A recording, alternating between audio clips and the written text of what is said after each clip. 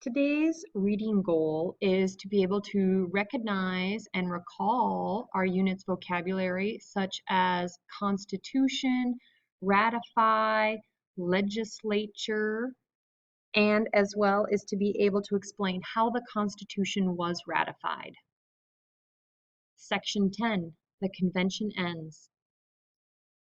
By the end of the summer, the hard work of designing the Constitution was completed. However, the new proposal still had to be approved by the states. Approving the Constitution.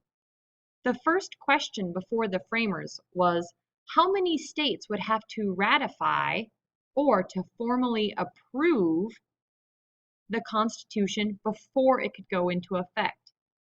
Should ratification require approval by all 13 states or by a majority of 7 states? Ultimately, the framers compromised on 9 states. The second question was, who should ratify the Constitution? The people or the state legislatures? Ratification by state legislators would be faster and easier. James Madison, however, argued strongly that the people were the fountain of all power and should decide. The majority of delegates agreed, and after the delegates signed the Constitution, the document was later ratified at special conventions by delegates elected by the people in each state. However, ratification did not come without difficulty.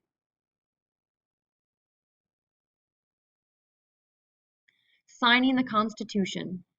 On September 17, 1787, the delegates declared the Constitution complete. As this last meeting began, Franklin shared his final thoughts, which would be printed in more than 50 newspapers. I confess that I do not entirely approve of this Constitution, Franklin began, before pointing out that no convention could produce a perfect plan.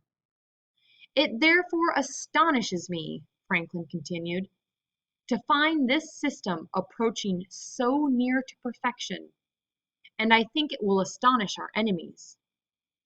Franklin added that he approved the final plan because I expect no better, and because I am not sure that it is not the best.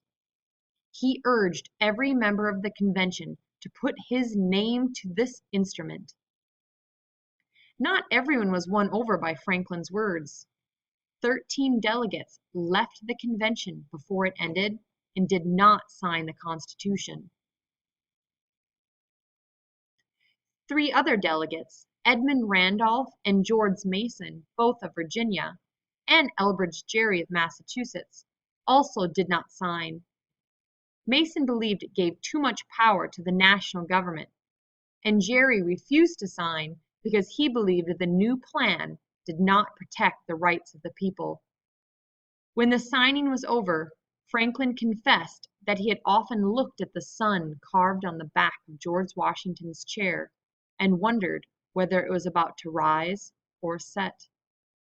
But now, he said, I have the happiness to know that it is a rising and not a setting sun. A new day was dawning for the United States.